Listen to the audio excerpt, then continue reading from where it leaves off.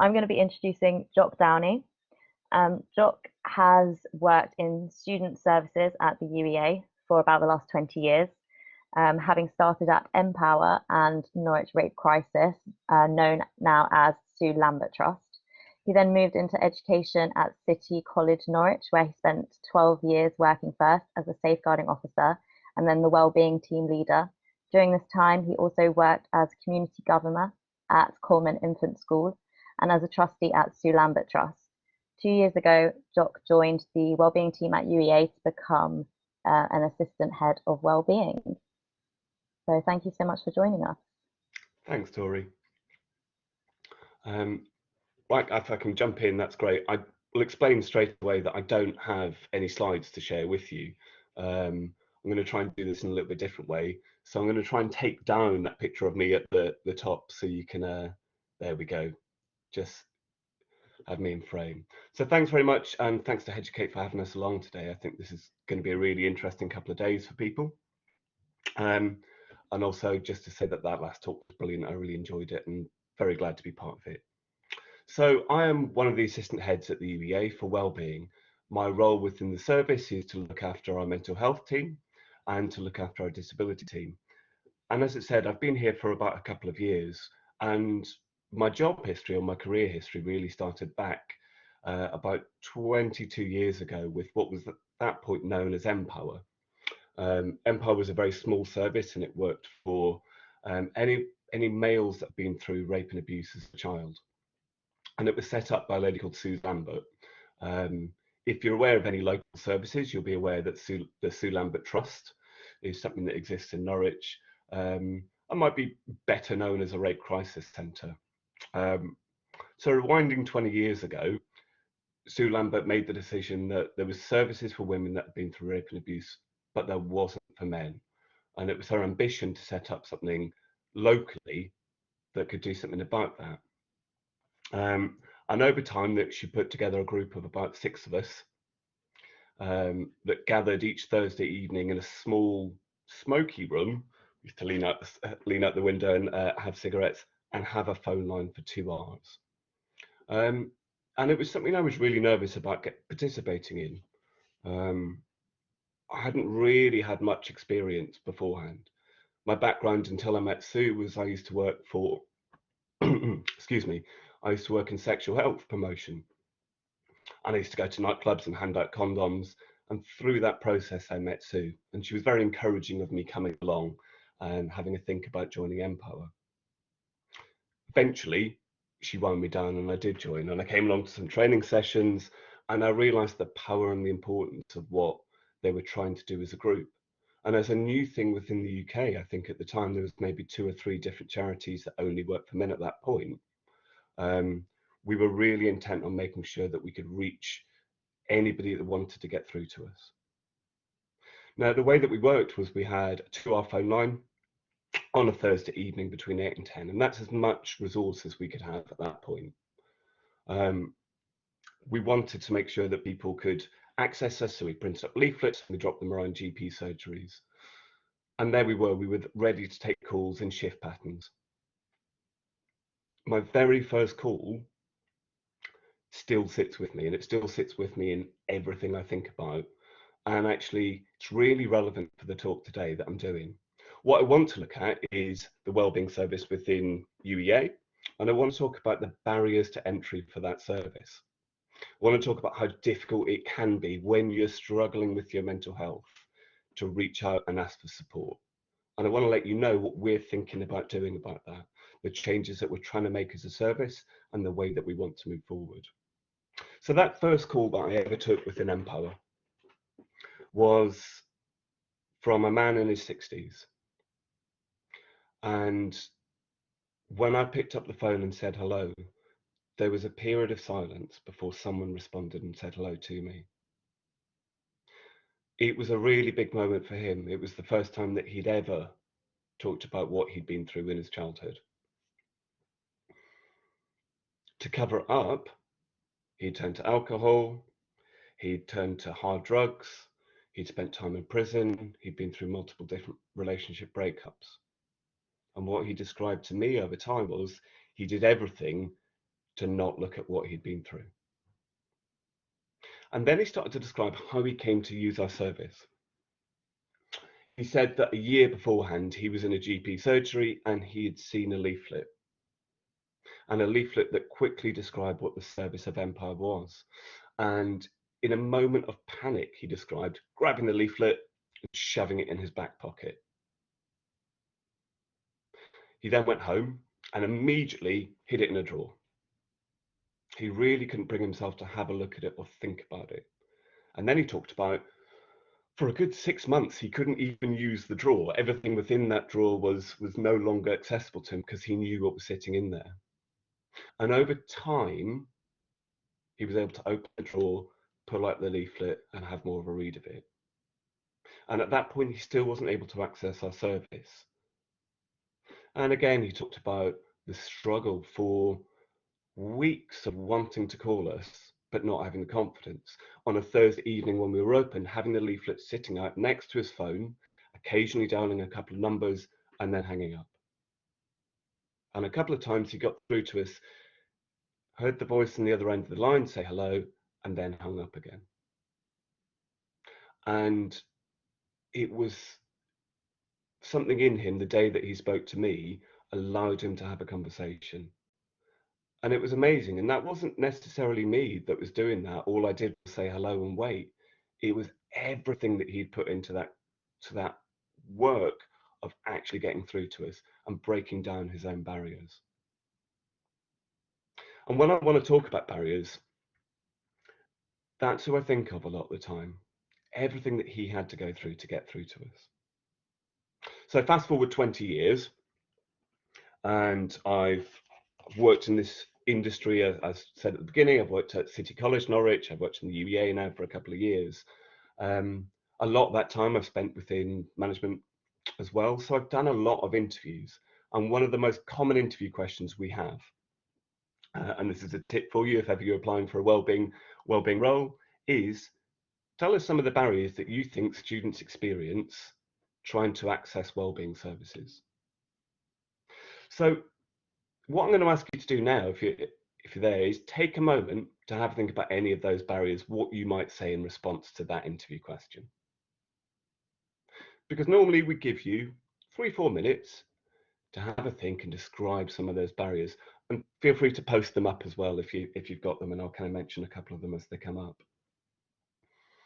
As I say, I've done interviews in many different places and we see that question come up. And we give people 3-4 minutes to kind of describe what they think might be the barriers. Very often that can turn into a list. And it doesn't really have the depth that it deserves. So today, this is what I want to do, is I want to apply more into the depth.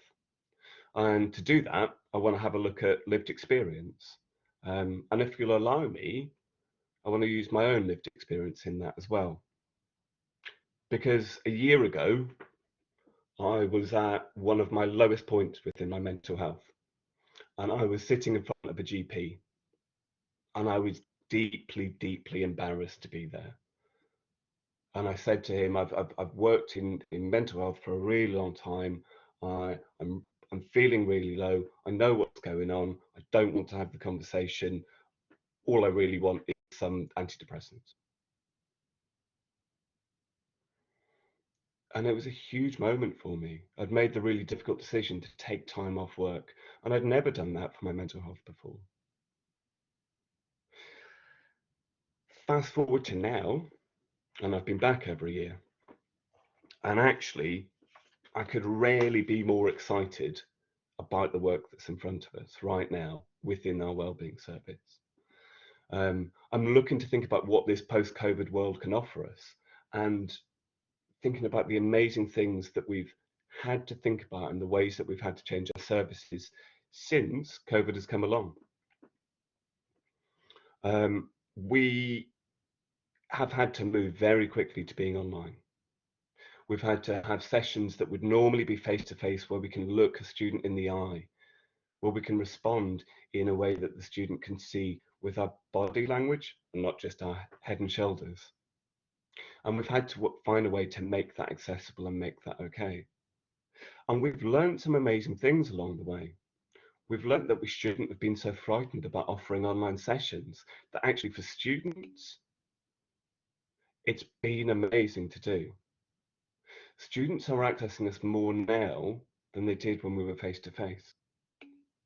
When we were face to face, we saw a lot of people book a session but not attend. And maybe you can imagine why some of those things might exist. Um, the, if you know the UEA and you know where we're based, the physical location of walking through a centre that says the word well-being above it, that's next to the library and very public, that's difficult because you feel people watching you, whether they are or not. When we went to online, that was taken away. When we were taken online, it didn't matter for students about coming to access our service. It didn't matter if they were on campus or at home or in any part of the world, they could still find a way to access us. And that was great. It was really empowering for the student. And those little lessons that we've learned is what we want to move forward with. We're going to move into a post-COVID world. We're thinking about how we return to campus, but how we keep the really good stuff that we've learned over this past year. And actually, what I want to do is bring that same gritty determination to provide things for students and provide things for you that applies to more than just how we do our sessions, but really applies to the barriers that make the entry difficult for you. And I couldn't ever, a year ago, picture myself sitting in this talk, being enthusiastic about where the UEA is going and thinking about wellbeing services in that way. And if you allow me, I'll talk a little bit about my lived experience there. When I joined the UEA, I had spent 10 years working at the City College in Norwich. And the City College to me felt like home. I had worked there as a safeguarding officer. I ended up being the wellbeing and library team leader by the end of it. And I'd really grown with the service that we offered. We'd offer, when I started, there was a couple of people that worked within wellbeing. By the end of it, we had a team of over 20. And it was a place where I had my friends. It was a place where I knew every corner of the buildings. I felt safe. I felt secure. And then a job came up at the UEA that I was interested in. And I had the confidence to apply for it. And I was very lucky to get the position. But I joined with apprehension. I joined with a bit of worry, a bit of sadness that I was leaving my friends and the services that I'd built within City College. And I was coming to, I guess, what felt like big boy school. Very quickly, lots of things affirmed to me that I felt out of my depth. That very first day, I remember walking into the centre and my name was on my office door, but it was under 3 other names that all had the name doctor beforehand. And this was really difficult for me. I don't have a degree, I'm not qualified in any particular area. All my experience has been built through working in the voluntary sector and building up vocational qualifications as I've moved forward with my career. So to join a big university that I've never been to, those first few days, that was difficult for me. And actually that apprehension didn't disappear. I was leading a team of people that were more qualified than me. They had qualifications in mental health. I'm working with mental health nurses. I'm working with people that are qualified as social workers and counsellors. And here they were being the experts in their field and me trying to be the team leader. It was the feeling of imposter syndrome and it was multiplied for me. And every day I felt that, and every day I felt crushed by it. The other thing that was going on for me at that point was intense feelings of loneliness. I left what felt like a family within the City College, and I'd arrived not really knowing anybody within the UEA, and I felt difficult to make friends to begin with. Felt it difficult to connect with the staff members that I'm working alongside or managing. And as the imposter syndrome took over, that feeling of loneliness increased for me. And I felt I couldn't really reach out to anyone. I couldn't tell them where I was struggling. So on top of that came stress. And over the next few months, the stress increased, the loneliness increased, and the imposter syndrome increased. And there was a moment um, where I realized where I was really struggling and where I was struggling with the loneliness. I was asked to do a workshop, and the workshop was on feeling homesick. And we knew we had low numbers for workshops, and we had requests to go and do workshops at weekends, so that's what we did. And on this one day, one student turned up. So it was me and one student. He was new to the university. We were about 4 weeks in at that point, and he was really struggling with that feeling of loneliness. And his background really spoke to me. He was, in his own words, from a working class background. No one in his family had been to university ever. His friends thought he was crazy for going and wasting his money on trying to get a university education. But he knew it was something that he needed to do. But he struggled to make friends because people didn't get him, and he didn't drink. So socially, it was really difficult for him at the beginning. He wasn't really invited to the parties after people found that out. The other things that were going on for him is he didn't understand what the word seminar meant, and he didn't have anyone to ask. And it feels like some really simple stuff, but I felt myself really relating to that. He was me feeling lonely, he was me feeling up to my depth. My friends were back home somewhere else, and I was confused by lots of the terminology the UEA was pushing out then, or was using, and I felt I couldn't ask anyone. And really, what I'm talking about there is feeling ashamed and feeling embarrassed about what was going on for me. And I knew my mental health was taking a huge dive at that point, but I wasn't doing anything about it. And I can see one comment that I haven't read fully, but it says, I feel like a hypocrite struggling with my mental health, studying mental health. And that's exactly what I felt like. How could I, someone that's worked in this area for 20 years and tells people on a daily basis why it's good to talk and why it's good to engage with services, why couldn't I do that? And as I say, for me, so much of that was shame. So fast forward a year. I'm back in the UEA, I'm feeling positive. I went and sourced myself some help. I used antidepressants, I used talking therapies, and I feel good. I feel in a good place. But there was an anniversary for me recently, the anniversary of me taking time off. And for me, that was right before COVID. Um, my partner was saying to me, I really think you need some time off. I think you need some time to work out what you want to do. What's the worst that could happen? 2 weeks after that, the UK went into full lockdown, and a global pandemic took over. And I'm not saying that was necessarily down to me taking time off work, but in a weird way, it felt like it. So my reflection on a year later is thinking about what I learned. What did I learn about myself? What did I learn about what was the barriers to me getting support?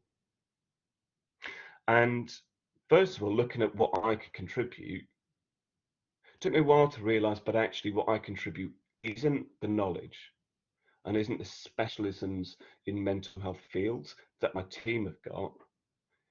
What I had and what I could bring to the UEA was leading a team of mental health professionals and thinking about how we develop and improve our services for people, and hopefully pulling together my team. So here I stand at the point of going, next year will be an extraordinary year for universities, for the UEA, and for the Wellbeing Service. We've done some things and we've been pushed into a corner because of COVID where we can go, we are going to change the way that we work. But I don't want to rest just there. Next, I want to have a look at those barriers. And that's why I kind of turned to my own personal experience to think about what I can do and why I didn't get help. Why, at the point of struggling, did I find it impossible? I was experiencing loneliness, I was experiencing imposter syndrome, and I was experiencing stress. And my reflection on that in the past year has been, these are some of the three most common things that students come to us about. We hear it again and again and again. And especially as a new student, you are vulnerable to feeling lonely because you've potentially left your family, you've left your friends and all your contacts, and you're trying to set yourself up in a new city, in a new place. You're working with people who are probably at a similar academic level as you, and that might be for the first time. So how quickly imposter syndrome can creep into us at that point, and how easy stress can come along as well. Now, clearly there was a point for me where I decided I would go and get help.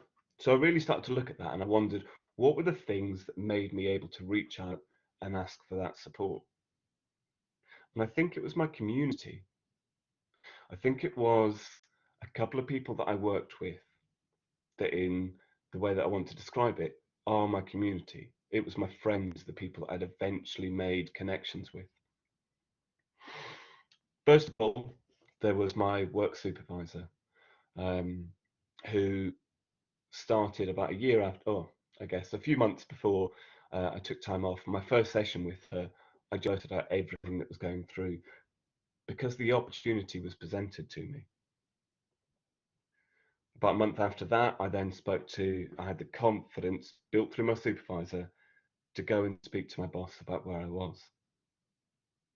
And it was amazing. She listened, she cared, and she took away the embarrassment. And it was this incredible feeling for me that I could say it, and that feeling of shame was disappearing, and I was being heard. She wasn't necessarily offering solutions straight away, but she was listening to where I was. And then she talked about the support that I could access. And together we made a plan for me to attend the GP. My reflection of that is, those were the people that helped me walk through the door to the place where I was going to go and get help from. At the GP surgery, I was believed. I was trusted when I said I wasn't okay. I was worried that he would make me talk about why I wasn't okay, and I just wanted to go in, say I wasn't okay, say I'm struggling, and say that I really wanted some support through antidepressants to begin with. And he respected me. And it's strange to think about how frightened I was before I went into that moment. So, taking that lived experience and thinking about how I can develop our service, what really stands out to me is the thought of community, is the thought about what the wellbeing service within the UEA can do to work with its community of the UEA. And that is everybody that comes here. It's staff members, it's researchers, it is students that come here. It's the people that work in our bars, it's the people that work in our bookshops, it's everybody. And what we want to do as a wellbeing service is support the community so that when conversations come up and people want to know how to engage with people that might be struggling with their mental health, we give them some training.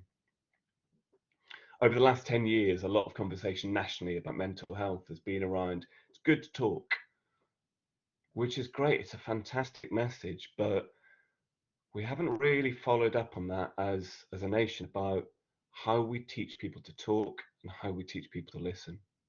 So one of the things I'm really genuinely proud of that the UEA Wellbeing Service does is do sessions around online training for how to support a mate, how to talk to a mate, how to have those conversations, where we guide you through scenarios and we look at ways that we can help you have that conversation with a friend. And we try and give you some knowledge there, some knowledge about where you can suggest they go to and about how they can walk through that door. We do that with staff and we do that with students. And it feels incredibly important to me that we're doing that and we're getting out to the community. I think one of those things about how people access the service is that we all, as a society, as a community, need to contribute to the faith that people can go and do that and the normality of allowing people to do that. If you're worried about a friend, if you're concerned about that and you would like to know more, I would absolutely suggest that you have a look into the wellbeing services that we provide at the UEA and have a look at a number of our workshops that we do. The other thing that stood out to me a lot was about what felt like a huge barrier to me of the GP surgery, and feeling it was a very faceless thing, feeling I couldn't really access it in my head, even though I knew it would be okay, because there was a fear there for me. There was shame, there was a fear. I didn't really know who I was going to sit in front of. And the confidence to get me through the door and the amazing feeling I got when I was listened and believed to has made me reflect on how organizations and how big organizations, especially when they're delivering wellbeing services, can feel faceless, can feel almost inhuman in a way. And that's partly why I wanted to make sure today, when I came along to the talk, that I talk about my lived experience, that I talked about the things that I've been through to try and strip away some of that facelessness of some of the services that we end up providing. And I want to reassure people that if and when you come to our services, that we believe you and we will listen to you and we will hear your lived experience. And we will work with you to see what we can do. We will offer things that work for you. And it isn't an easy journey. The journey and the time that I took off was really difficult for me. Things absolutely got worse before they got better. But they did get better and they've eased. And I came back and I feel more empowered and more ready to take on the world than ever. And that's why I want to look at the barriers. I want to think about how difficult it is to get through that building door. I want to think about how difficult it is to ask the reception person about support. And even when you're used to it 2 or 3 times, there are small things that can turn us away from that. So before we turn it into questions, I'm looking forward to kind of seeing some of the comments that you've put up. At the beginning, I asked you maybe how you might look to answer that question. What are the barriers that come up? What are the things that get in the way about students accessing wellbeing services? And if you could take a couple of minutes now maybe to consider what your barriers might be and own it a little bit more. When you've struggled with your well-being in the past, what are the things that really stopped you from reaching out? Or if you're struggling now, what are some of those things? Are they common? Are they the stuff I've talked about? Or are there things that you can tell me and have the confidence to tell me about now? And I'll take away and I'll think about how we develop the service. I'm really interested in making sure that we do that as we go forward. So what I want to make sure is I put my email out and that gets shared with people at the end. So if you want to let me know in a non-public forum, you can do so as well. So thanks for listening to me. I hope it wasn't too self-indulgent talking about my lived experience and my journey and what I want to do to improve where we are at the UEA. I look forward to taking some of your questions now. Thank you so much, Jock, and thank you for sharing your own personal lived experience. I think, as you said, I think it's important that it's realized that we're all our own faces that make up things like student services, and that we all have our own lived experience, and I think it's important that we all use that and we build on that. So thank you for sharing. Thanks. And I think you've helped loads of people open up in the chat as well. I don't know if you've read through some of what people said yet, or I did that thing of trying to read while I was talking and then realised that wasn't a good plan. That's where I was definitely stumbling over my words. There was some really nice stuff coming up and I just couldn't. And if you want to criticise as well, please do. This is the point of what I want to do. I want to be open. I want to be part of the face of student services. We're absolutely here to listen to what students need. So yeah, maybe we can make our way through some of the comments. Yeah, okay. So we had as a postgraduate, a lot of student services do not seem advertised or accessible to us, as many postgraduates don't consider themselves students in the same way. That's a really fair comment. I think we're trying to do a lot for postgraduates and trying to understand the services that we provide. We've grown dramatically in the 2 years that I've been here. When I first took the job, I was running a team of I think 7 people, most of them part time. The wellbeing services and student services we now have, I'm kind of in my head, but I think me kind of over 25 plus. We are expanding all the time, and we're looking at ways that we can do that. We're aware that postgraduates are under a huge amount of stress, and actually there's a lot of particular things that apply to postgraduates, and that's still a service that we want to keep on developing, and we've been working on. So more things to come, hopefully at the start of next year for us. Great. So the next one we had, I think people believe that their problems aren't bad enough. They feel undeserving of help, that they're making it all up and it isn't that bad. Definitely found that building a barrier. I needed help first year and didn't feel very confident. I was very, I think this was talking about the location of student services, that was embarrassed to walk into the centre, kind of stuff. Yeah, and it's I completely relate to that.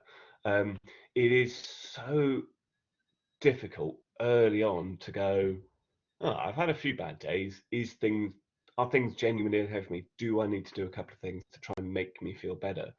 And we all have coping strategies, and I think there are good coping strategies, there are bad coping strategies.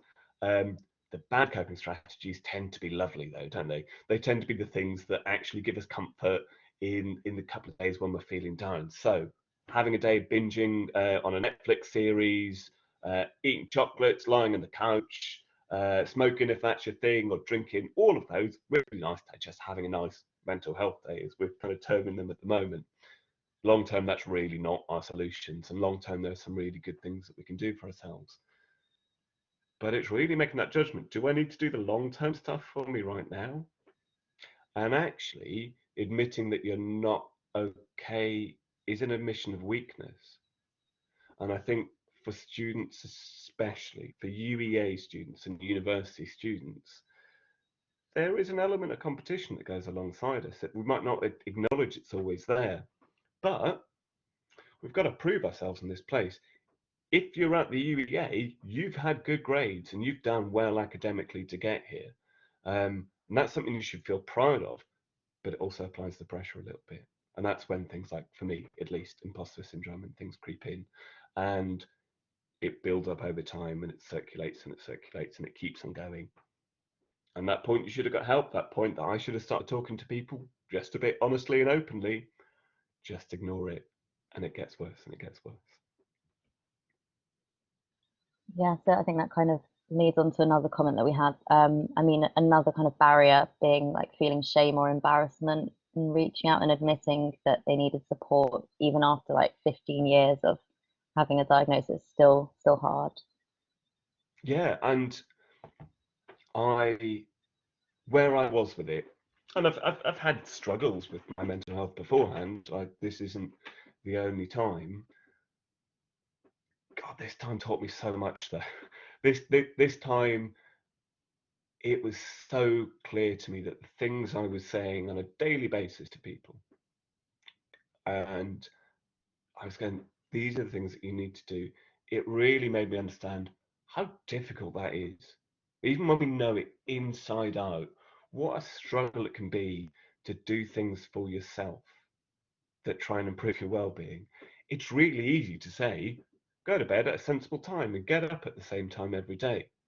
When you're going through depression and you're under stress and you feel like people from the outside are trying to get to you, there's emails coming in, you're worried about everything, late at night, especially for me, was lovely because that wasn't going to happen. The time between 11 o'clock and 2 in the morning were lovely hours for me at that point. And it made a huge difference. Getting up after you've been up to 2 o'clock in the morning, that becomes really difficult as well. So doing the small things for yourself, I recognize more than ever are such a struggle. And it makes me feel so honored to work with people, to be able to work with students who come and show how vulnerable they are to us. and say, I want to look for ways to improve. I want to look for things to get better. And realizing the journey that they've taken themselves on as they get better, that it is so much hard work to do those things. It is so difficult. And I think, again, as a service, I want to make sure that we acknowledge that, and I want to make sure that we recognize that within you, and that we are congratulating people and we're being honest with them about how difficult it can be, but how you've got to keep on trying and keep on trying. It'd be wonderful if we could do a workshop on how to improve your mental health. We had it down to an hour, people came along, got the tips, headed off, everyone's okay again. Doesn't really exist. The truth is, you've got to keep on trying, you've got to keep on working on your mental health, I guess, as you have to do with your physical fitness as well. Yeah, I definitely agree with that. It would be really nice if there was like one easy, simple like solution fix, and we I would all be out of a job, but you know, that would probably be a good thing at that point. I would accept that. yeah. Another barrier we had was oh, I'm trying to find it again. 1 second. Some people lack understanding of the impact that disabilities can have on mental health in our current society. Oh, that's such a good question. I'm really pleased that it's been raised. I manage both the what we refer to is the central mental health team, and I manage our disability team as well. Um, I had fair amount of knowledge before I started the UEA about disability. I think I felt I was fairly knowledgeable. I learned very quickly from some fantastically experienced disability advisors. Didn't know anything like I thought I knew. Um, and what they've taught me is some really unique struggles that people go through. And again, it's one of those things where I feel really honored to be able to be shared stories with about struggles and how we do it. So one of the things we're looking at is ways that we can really consider our mental health within our disability appointments. So when students come along to talk to us about their needs, about removing barriers so they can access services, access the UEA in the same way as um, students without any disabilities, we're also building in ways that we think about our mental health. We're starting to offer what we refer to as dual appointments. So a disability specialist, but who has got lots of knowledge within the mental health field, and really pushing that so we can ask questions.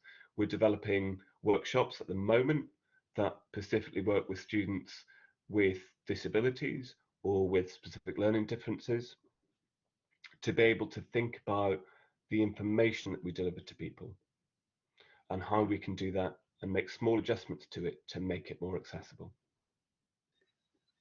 Thank you. I think this is something you already picked up on already, but we had someone saying that they felt like a hypocrite studying mental health and struggling on their own, and then another person kind of reiterating that, saying that like being a medical student, often wondered how I could be a doctor, especially when I was at my most unwell. It's so hard to get over that mentally I, mentality. yeah, I saw those come in, and that was the moment where my head went. Um, I, that's, I guess, totally where I was with it. In my own lived experience, I couldn't agree with you more how difficult that is. And the other part of my head, like the logical part, the part that was speaking truth, was going, every day you tell people it's perfectly normal to not be okay in where you are. And there's nothing that makes the fact that I've worked within mental health or I've worked within wellbeing for 20 years make a difference. That doesn't make me immune. It's not a shield that's there. And I don't think it will be for being a medical student. We can all go through life circumstances. Um, Life has got a really good way of destroying us as we're making other plans and bringing us down. And things like depression can creep in really easily. And it doesn't matter who we are, it doesn't matter our background experience, doesn't matter the wonderful stuff that we're doing, we still struggle. Um, so if I can do anything to reassure you, you won't be coming to the wellbeing service and talking to us and talking to people that have never been through wellbeing struggles. Um, we absolutely have, all of us. Um, and sometimes that's what really makes people want to work within this field. And it's why I think there's so much importance to lived experience. We understand we believe you, and we are there acknowledging how difficult that can feel and the way that shame can sit with us in that moment. And that's, I think, hopefully that's the aim of what I'm trying to do today, is talk about my own struggles in a way that you believe that too, and that gives you just a little bit more, or can reduce those barriers to entry to the service. Is someone sitting up here and trying to be as vulnerable as they can with it? Thank you. So we had a message saying, as an ex-user of student services, I can see there's a lot of hard work from staff, and the workshops did cover a wide range of topics. However, I think the struggle students like me have is the courage of taking the first step. We all need a push, at least for me. It's not like we don't want to, but when we're struggling with depression, it stops you from seeking help. Yeah. And I think that's where talking about community really helps. We aren't just the service that when you come and access us, we give you support. We should be proactively going out there. We should be proactively looking at the things that students struggle with and looking for any indicators. Um, you, we have what we refer to as the embedded team within student services. Some of the work they do is around engagement. It might annoy you to have to scan into lectures and seminars using QR codes, but what we do know is when you are struggling with your mental health, you attend less. That's a small indicator for us. It's something that we can think about and something we can look at least reaching out to students in that way. So what I would say is, if you get those, if you're annoyed by having to do QR codes to scan into your lectures, there is a genuine reason behind it. The other thing that I think is really important is that we work with staff, we work with students to talk about how to initiate those conversations. So that's why we do Say a Hello to a Mate workshops, and we're trying to roll those out lots next year. We have hired 2 brand new posts, which will be wellbeing trainers. They're going to get that training out there so people can interact with us. And we are going to go and speak to staff to give them the confidence in what we do in student services. Because if they haven't really looked into it within a year, they won't have realised the degree that we've expanded and what our renewed purpose is, want to do with the student population, why they play such a vital and important role Share in video. encouraging them to come and get us. Don't know if you can Oh. hear me. Oh, yeah, we can hear you. Are you wearing headphones? Oh. We can hear you. Oh. I am not wearing headphones. Okay, you can hear me, but I can't hear you. Okay, sorry about this, Doc. One sec. Not sure why. Can't hear you though. Sorry, one I've second. changed. So sorry. I think That's our right. next A little bit speaker of chaos is always good. is trying to sort themselves out for the next speaker. Just Right. to mention, someone had Oh, said, bugger. someone had said they would like to say to UEA students who have had reservations about student services that it's worth giving it a chance. I wasn't sure, but recently we've reached out as have recently reached out as I've got a new diagnosis. They have been very supportful and helpful. And then another person had said, I also feel I should say I was very encouraged by the local services that UEA Wellbeing was able to signpost me to, as I needed more specialist support. This is not the case at my previous university. It's really nice to hear. It's reassuring to hear people say some nice things about the service. I hope my promise will be, as soon as I don't think we need to develop anymore, I'll go and get another job somewhere else. I think we need to continuously challenge ourselves. I think we need to continuously think about the new generation that's coming up each time. And actually, over the next few years, we're going to have a really, really, really unique student body that haven't been through exams like many people before have been through. We need to think about what it's genuinely been like to live life online for a year and what it's going to feel like coming out of that. That's really, really important to me. So I really appreciate the nice comments. That's really good. I'm really happy to hear that people have been able to access the service in that way. That doesn't mean that we're going to stop. We want to continue hearing from people. Yeah, and just to another mention, I know we already spoke about postgraduate stuff, but one of our educators said that they'd love to chat with you sometime about recent developments and interventions in postgraduate mental health world that could be useful at UEA Wellbeing. That'd be brilliant. If I, what I'll do is I'll put my email address in the chat. So if you do want to email me directly, you'd be more than welcome to. What I will say, I'll be honest straight away, I'll bunch them together and I will find a time later in the week to respond to them. Probably won't be able to respond to everything straight away, but I just want to make sure that people know that I absolutely really want to hear from people. The other thing that we're looking at doing, or we'd like to do, is have sessions where you can come and tell us directly, either your experiences, good or bad, what you would like to see from the service, and we'll see where we can take it to next. It's important that we have service users involved, and even people that don't have the confidence to come and use our services just yet. Great, yeah, thank you so much for joining us, Jock. And again, again, thank you for sharing your own experiences with us as well, because you didn't have to. And yeah, I think if anyone wanted any more information or resources about student services and what they do, the website is great. But there's also some really good infographics and things we've got on our Educate link tree. We link to one of the really nice graphics that shows the different types of support you need, where you can kind of go. Thank you so much, Jock. Thanks, Tori. Thanks, everyone.